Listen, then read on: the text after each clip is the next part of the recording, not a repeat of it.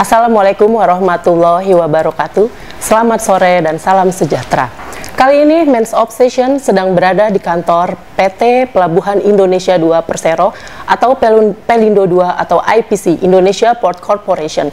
Dan kami juga berkesempatan mewawancarai sang nahkoda, CEO PT Pelindo 2, Bapak Elvin G. Masasya. Setelah sebelumnya beliau sukses memimpin Jam Sostek yang kemudian bertransformasi menjadi BPJS Ketenagakerjaan, sejak April 2016 lalu beliau dipercaya kembali memimpin sebuah perusahaan BUMN meski dengan sektor yang berbeda, yaitu PT Pelindo 2. Nah, seperti apa beliau memimpin Pelindo 2? Lalu apa saja terobosan-terobosan dan langkah-langkah yang sudah diterapkan maupun yang akan diterapkan beliau di Pelindo 2? Mari kita ikuti perbincangannya. Bapak Elvin, apa kabar Pak? Baik. Selamat sore Pak. Pak, lama kita nggak jumpa, tampaknya masih bugar aja nih Bapak nih. Oke Pak, baik Pak. Mungkin pertama kita langsung bicara kepemimpinan Bapak di Pelindo 2 ya Pak ya. Bapak dipercaya kembali sebagai seorang leader di Pelindo 2 yang sebelumnya juga pernah nih Pak ya di sama-sama BUMN meski dengan sektor berbeda. Pak, mungkin pertama bisa sedikit cerita Pak, tantangannya Pak apa aja sih Pak? Tentunya berbeda ya Pak ya dengan perusahaan sebelumnya. Ketika pertama ditugaskan ke sini, ya tentu kaget juga. Ini apa nih gitu. Tapi setelah saya coba pelajari, saya dalami, sebenarnya nggak beda. Karena pelabuhan itu juga bergerak di bidang jasa, namanya jasa pelabuhan. Di tempat-tempat saya sebelumnya ada jasa keuangan. Kenapa tidak terlalu berbeda? Karena karakteristik jasa itu sebenarnya sama. Ada 4 karakteristik di bidang jasa, apapun bidangnya itu harus memenuhi 4 karakteristik tersebut. Yang pertama adalah jasa itu harus speednya tinggi. Kalau di sektor keuangan, nggak mau orang ngantri-ngantri di bank. Kalau di sektor pelabuhan, barang itu datang, keluarnya harus cepat. Ada istilah dwelling time namanya. Jasa, speed harus tinggi. Kedua, akses. Kalau di sektor jasa keuangan, tentu cabangnya harus banyak, ATM-nya harus banyak, gitu ya, agar mudah didatangin. Di jasa pelabuhan juga nggak jauh beda. Dermaganya harus banyak, pelabuhannya harus banyak, supaya kalau kapal datang bisa merapat.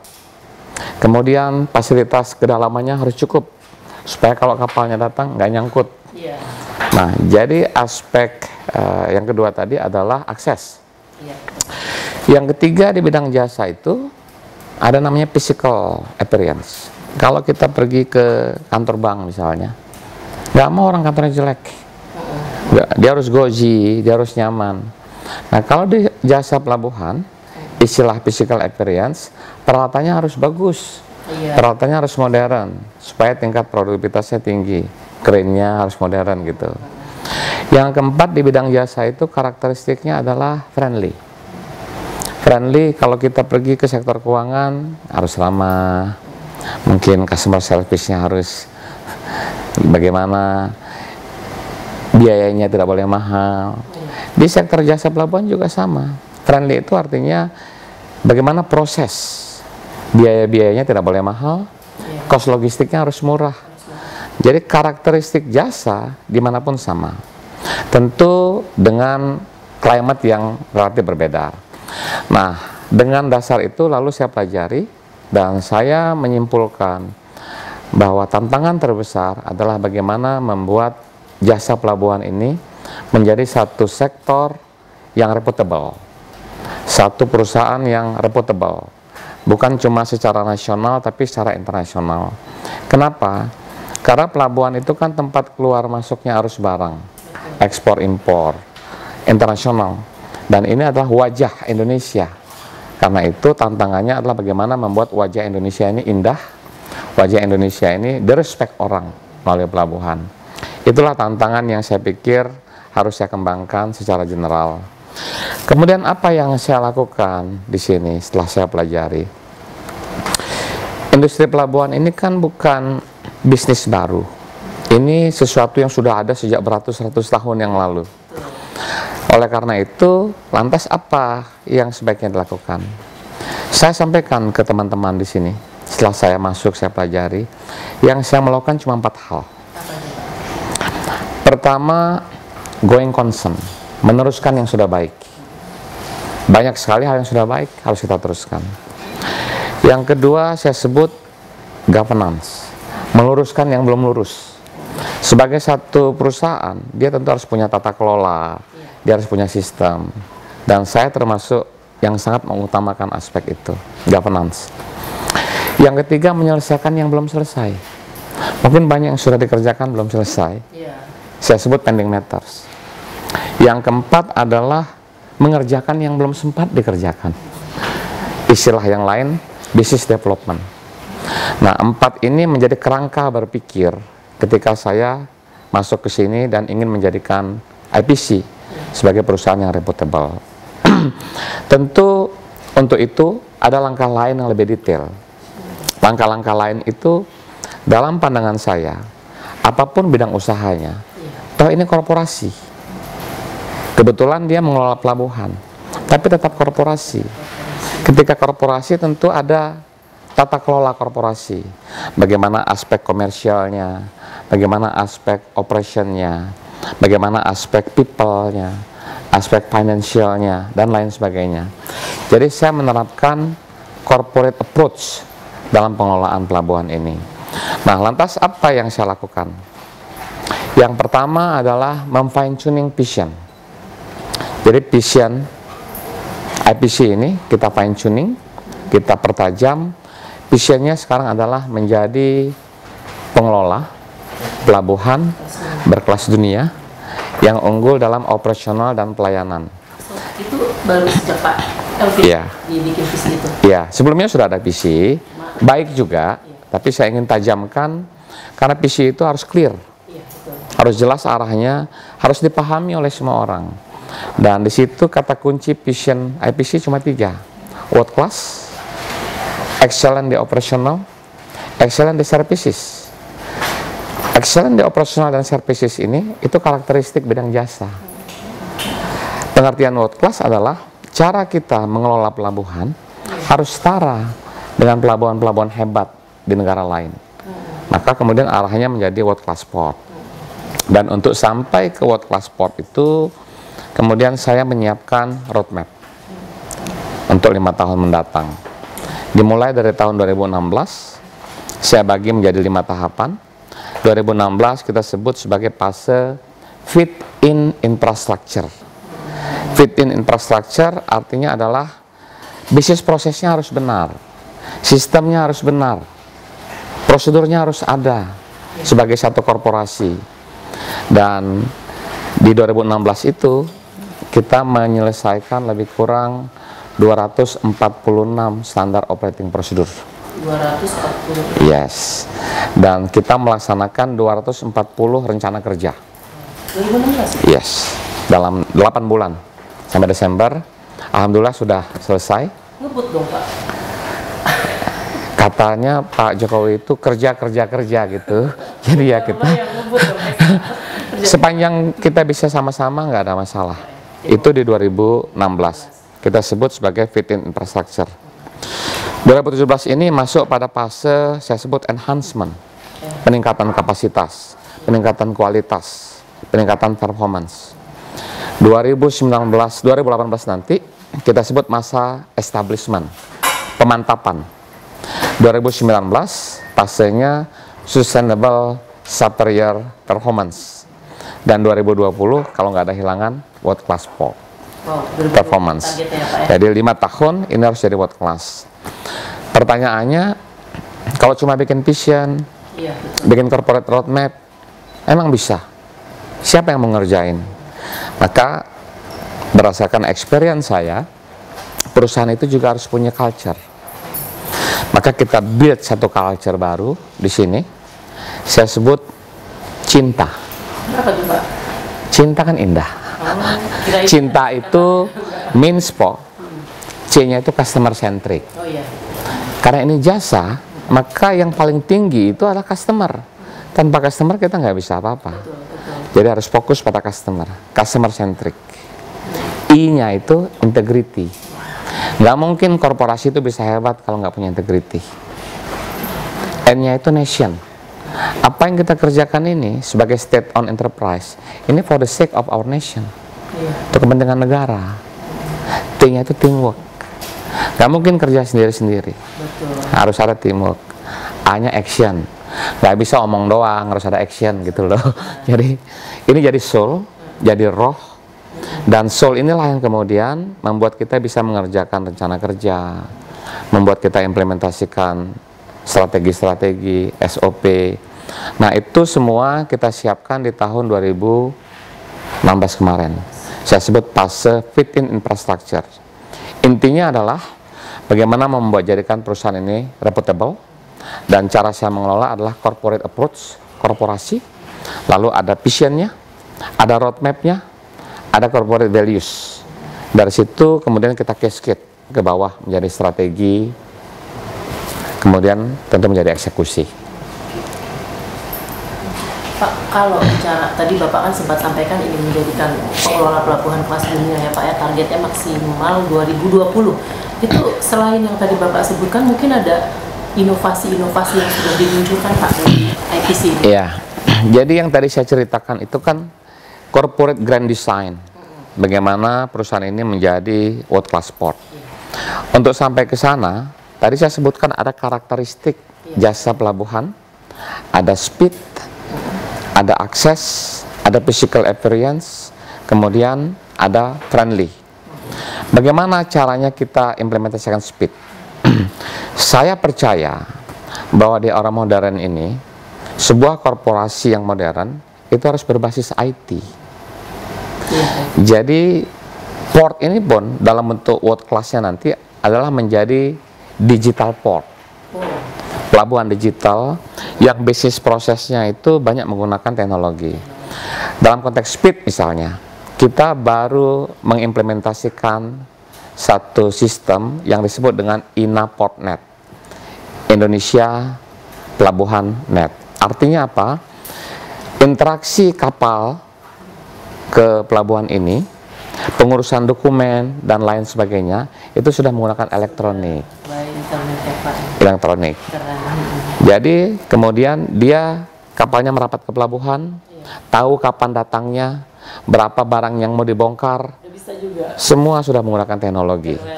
Dengan cara ini berarti kan speednya lebih cepat. Iya, betul, betul. Jadi saya percaya sistem itu harus duduk, dan saya percaya bagian sistem itu adalah teknologi. Maka beberapa inovasi yang kita lakukan mengimplementasikan namanya INA Portnet. Inovasi berikutnya adalah memberlakukan yang namanya cash management system. Kata-kata orang, dulu pelabuhan itu sangar, kumuh, terus serem, terus banyak gimana-gimana, gitu ya. Nah, cara mengatasi itu sebenarnya kan cuma dua. Satu sistem, dan kemudian governance. Dalam konteks sistem, sekali lagi adalah IT. Saat ini, di pelabuhan tidak ada lagi transaksi tunai. Semuanya sudah cashless.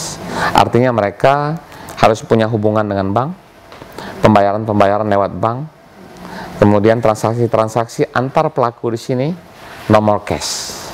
Jadi itu adalah beberapa inovasi kita di bidang IT. Kemudian tentu banyak sekali inovasi-inovasi yang harus kita lakukan. Yang tadi saya sebut, misalnya di bidang komersial platform, kita membangun satu platform baru untuk komersial dengan database. Orang-orang yang ingin bermitra dengan kami sekarang lewat internet saja, lakukan apply, nanti kita akan review, kita akan seleksi yes or no. Di aspek komersial, di aspek operasional yang tadi saya sebutkan, di sisi perairannya ada INA Portnet, kemudian di sisi terminalnya ada disebut cash management system untuk pembayaran. Di luar itu setidaknya sebenarnya ada 4 aplikasi besar baru kita terapkan. Yang pertama, integrated billing system, termasuk di dalamnya adalah cash management. Integrated billing system artinya urusan dokumentasi, pembayaran, nggak lagi macam-macam, satu tempat, integrated billing system. Kedua, dalam pengelolaan terminal, kita sebut terminal operating system. Jadi, kalau ada kapal datang, peti kemas diturunkan. Peti kemas ini harus tahu ditempatkannya di mana. Iya, berapi ya Pak ya. Ya, itu terminal operating system. Kita perlakukan di seluruh daerah. Kemudian yang tadi, cash management system. Dan dengan cara ini saya percaya sistem operasi itu akan lebih modern dan kita akan menuju world class port. Di luar hal-hal yang saya ceritakan tadi, tentu ada berbagai langkah-langkah yang lain. Misalnya, terminal ini pelabuhan ini kita zonasi. Jadi begini, pelabuhan itu sebenarnya adalah kumpulan dari berbagai dermaga atau terminal-terminal. Terminal ini kan harus ditata juga. Mana yang tempat untuk peti kemas internasional, mana yang domestik, mana yang untuk curah kering itu misalnya pasir, beras gitu ya. Ada curah liquid, dia nggak boleh dicampur. Nah ini kita zonasi. Kemudian untuk supaya kapal besar bisa datang, laut itu kedalamannya kan beda-beda. Ada yang 10 meter, 12. Nah sekarang kita siapkan kedalaman sampai 16 meter. Kalau 16 meter, berarti kapal-kapal besar dari negara lain bisa datang ke sini. Kalau kapalnya besar, berarti kan barang yang dimuat lebih banyak. Kalau barang dimuat lebih banyak, cost per unitnya kan lebih rendah. Nah, inilah beberapa langkah-langkah yang kita lakukan dalam konteks modernisasi port, khususnya di bidang operasional. Nah, apa nggak ada langkah-langkah lain? Pasti ada. Kita tahu bahwa pelabuhan ini kan bagian dari konsep konektivitas Nusantara. Bagaimana menghubungkan satu daerah dengan daerah lain melalui pelabuhan. Kalau nggak ada pelabuhan, gimana orang mau bisa masuk ke darat? Kecuali lewat darat. Nah, harus ada pelabuhan-pelabuhan besar di Indonesia. Saat ini kita sedang menyiapkan ada lebih kurang 4 proyek strategis pengembangan pelabuhan. Yang pertama di Priok sendiri, saat ini kami menyiapkan satu proyek yang namanya Kali Baru, atau dalam bahasa yang lebih sering dikenal orang, New Priok Terminal. Nah, New Priok Terminal ini ada 3 untuk terminal kontainer. Yang satu disebut dengan New Priok Container Terminal 1, sudah diresmikan Pak Presiden di September yang lalu. Sekarang kita sedang membangun kontainer terminal 2, kontainer terminal 3. Di luar itu kami juga sedang membangun produk terminal 1 dan 2. Apa bedanya produk terminal dan kontainer terminal? Kontainer terminal ini hanya untuk peti kemas.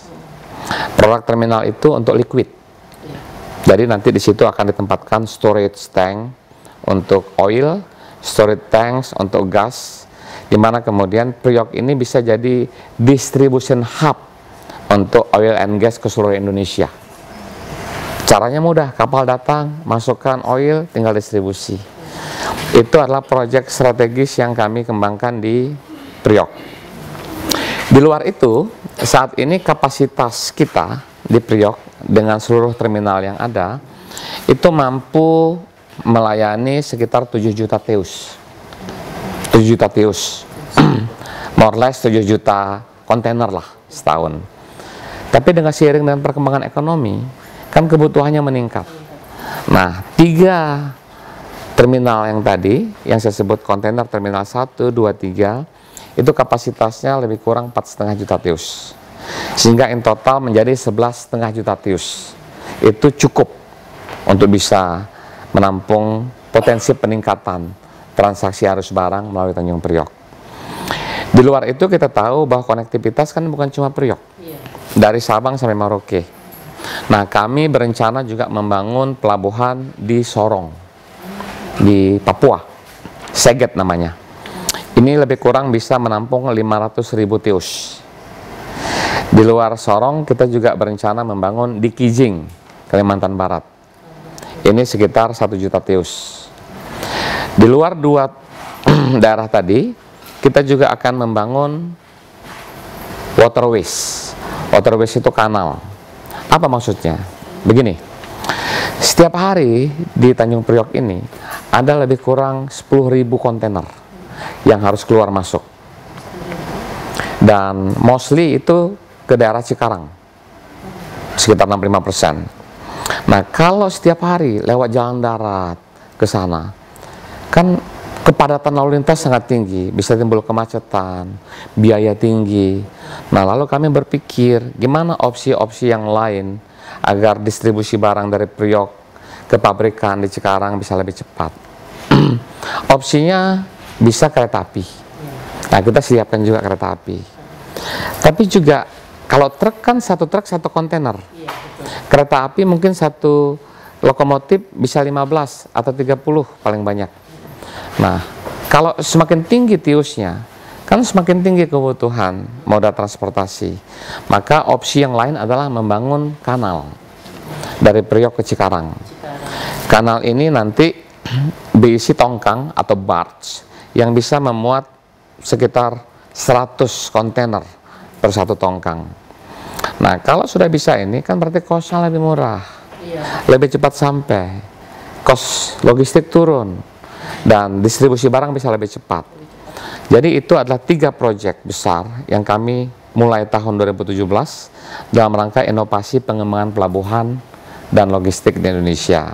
Ada yang signifikan belum Pak di akhir 2016? Mungkin bisa ceritakan Pak?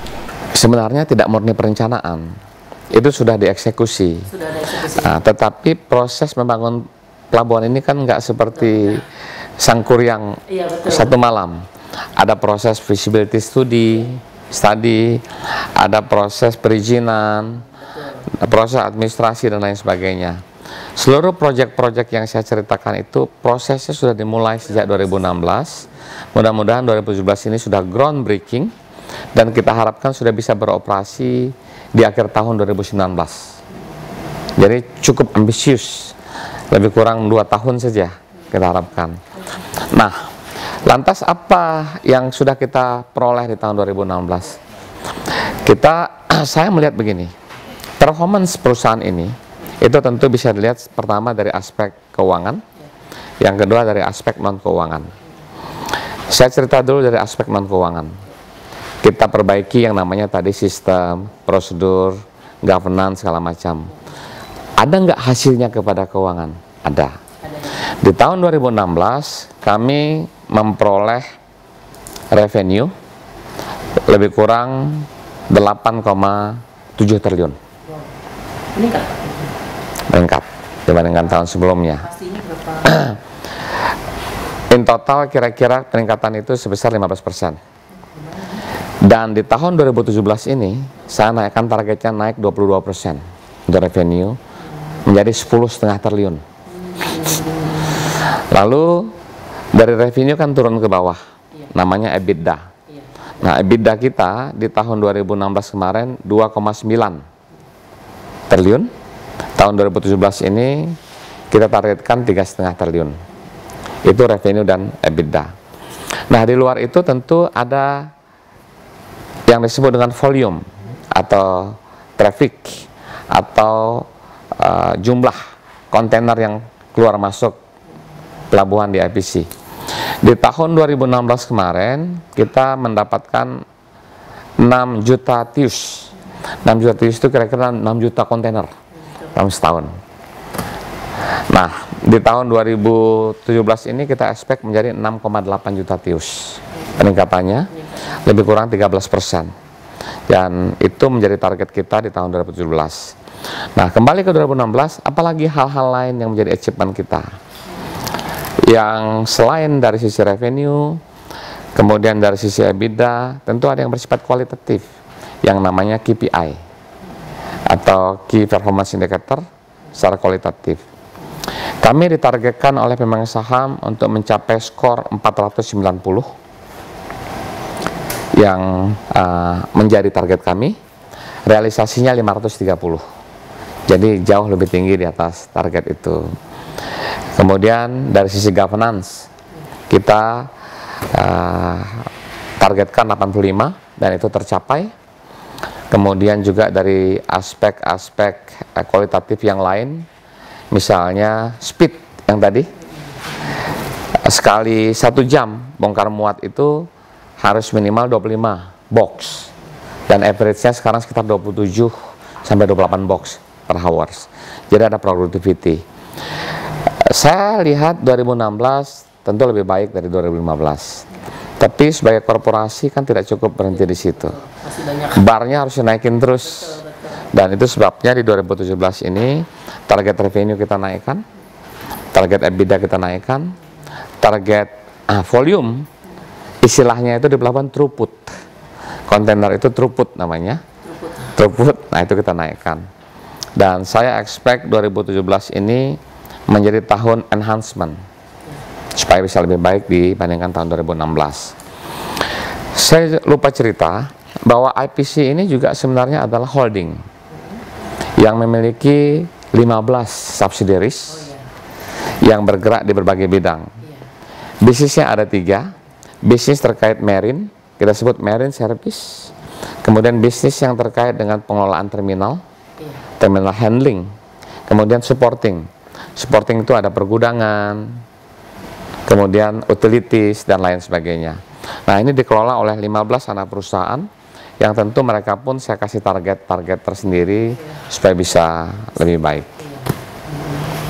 Secara umum, kira-kira itu yang kita lakukan di 2016, dan itu rencana di tahun 2017. Sejak Bapak bergabung kurang lebih April 2016 lalu, ada yang diubah nggak Pak dari corporate culture, sorry? Tadi di awal saya sudah sampaikan, saya percaya organisasi, korporasi, itu dia baru hidup kalau punya roh, soul.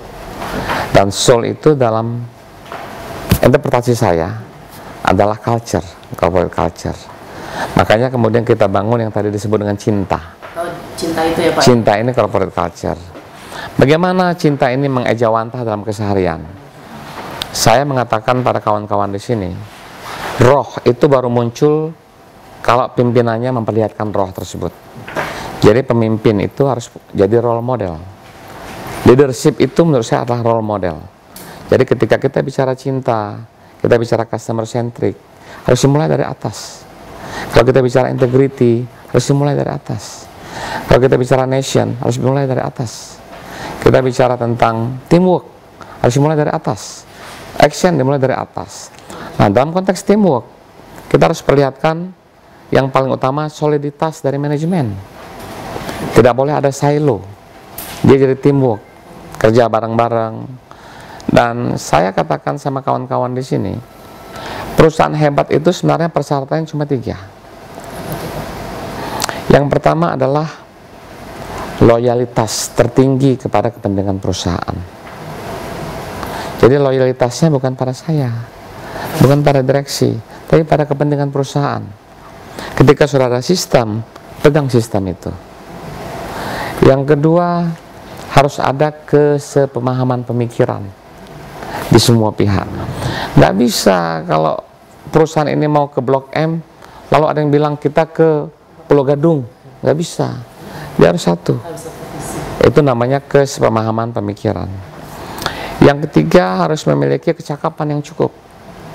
Harus belajar. Harus mau upgrade diri, kompetensi. Nah, 3 ini sebagai persyaratan, dan 3 hal ini baru bisa diimplementasikan kalau ada komunikasi. Maka saya luangkan waktu saya untuk berkunjung ke hampir seluruh cabang, bicara dengan seluruh karyawan, menjelaskan vision kita, menjelaskan values kita, ngobrol dengan mereka, menampung aspirasi. Dan buat saya komunikasi itu kunci untuk supaya bisa mengcascade message itu ke bawah. Kalau semuanya sudah satu bahasa, semuanya sudah satu pemahaman, kan tinggal didorong. Karena dalam understanding saya, peran leader itu juga 3. Dia ada di depan untuk membawa perusahaan ini mau kemana, kemudian dikomunikasikan. Dia ada di tengah-tengah, engagement dengan seluruh stakeholder. Setelah mereka paham, kita di belakang mendorong supaya ke depan. Jadi konsep saya dalam leadership itu, dan saya coba komunikasi dengan teman-teman, dan saya percaya kalau kita mau Pasti bisa. pasti bisa. Tidak ada impossible ya Pak, yang ada Nothing impossible. Yang ada impossible. Yang nggak bisa cuma 3. Apa tuh Pak? Sering saya ngobrol nih sama karyawan-karyawan. Kalau kita mau naikkan revenue 2 kali lipat itu bisa. Kita mau jadi world class sport itu bisa. Yang nggak bisa cuma 3 Apa tuh? dalam hidup. Pindahkan matahari terbit dari timur ke barat. Itu kiamat. Ganti orang tua. Oh iya. Itu nggak bisa. Hidupkan orang mati. Nggak bisa. Nggak bisa. Yang lain bisa. Mau jadi world class sport bisa. Men Obsession menjadi the first magazine Indonesia itu bisa. Pak, di waktu luangnya masih sempat ngejazz, masih aktif nih Pak. Saya beruntung juga di pelabuhan ini. Kenapa tuh Pak? Karena di sini ternyata teman-teman tuh suka musik, Oh. suka seni, ada band, Oh ya. dan saya luangkan waktu untuk berinteraksi. Jadi ya nggak tiap hari, mungkin sebulan sekali ngeband sama mereka. Kalau ada acara kita bikin itu, lalu ada kegiatan olahraga. Di sini olahraganya juga menarik. Futsal kita ini juara nasional loh, Oh ya. Oh, juara nasional. Bandnya itu juara 1 se-BUMN. Oh, iya? Gitu. Ya, Jadi produktif semua ya Pak ya dalam hal olahraga dan musik kan juga. orang hidup itu harus seimbang, Seimbang, betul. balance. Gitu. Kalau kerja aja kan jadi robot. Stres. Gak ada olahraganya, ada seninya. Iya betul, betul. Gitu. Saya wajibkan bahkan direksi-direksi saya, kalau nggak bisa nyanyi harus bisa baca puisi. Oh iya. Jadi harus ada seni ya Pak ya? Seninya. Harus punya seni. Dan saya percaya organisasi yang sehat itu adalah kalau spirit dia dalam bekerja itu diimbangi dengan otak kiri kanannya itu balance. Ada seninya, ada olahraganya. Nah, itu juga salah satu cara saya untuk berkomunikasi dan menghilangkan stres. Terus terang mungkin menggelitik saya nih Pak. Beberapa bulan yang lalu kita sempat diramaikan kan dengan yang narkoba yang lolos 1 tiang pancang itu dari Cina atau dari mana lah. Itu apa bisa seperti itu? Apa itu dari sebenarnya Pelindo tuh berperan nggak sih Pak di proses itu Pak? Kok bisa lolos gitu loh? Terima kasih pertanyaannya, ini sekaligus juga menjelaskan ke publik. Iya betul. Jadi IPC itu pengelola pelabuhan. Iya. Analogi yang paling pas untuk pengelola pelabuhan adalah kita membangun satu mall. Iya. Mall ini kemudian kita sewa-sewakan. Oke? Ketika disewa, customernya kita nggak ngerti juga. Tapi dia ada dalam area pelabuhan. Iya. Nah, kami tugasnya adalah bagaimana memberikan akses agar kapal yang bawa barang bisa datang ke sini. Barangnya kemudian dibongkar. Tapi mengenai isi barang, itu bukan tugas kami dan tanggung jawab kami. Tentu ada, kita nggak menyalahkan tentu institusi yang lain. Nah, tapi kan ada saja yang berikhtiar begitu. Nah, tentu sekarang langkah-langkah apa yang harus kita lakukan agar hal gitu nggak terjadi lagi. Satu tadi by system. Jadi semua yang mau datang ke sini itu dokumennya harus lengkap, harus diperiksa, harus ada izin dari otoritas pelabuhan, harus ada izin dari Syah Bandar, harus ada izin dari Kementerian Perdagangan, Kementerian Perindustrian, karantina, bea cukai. Nah, kita berkoordinasi dengan instansi-instansi itu, dan tentu dengan koordinasi ini diharapkan hal demikian nggak terjadi lagi. Kami tidak menyalahkan instansi yang lain, tapi kalau ditanya apa responsibility kami adalah pengelola pelabuhan. Tentu kewenangannya juga terbatas. Kita nggak boleh ikut serta memeriksa. Itu domain dari instansi yang lain. Demikian perbincangan kita dengan Bapak Elvin G. Masasya. Untuk selanjutnya bisa lihat di www.mensobsession.com. Selamat sore.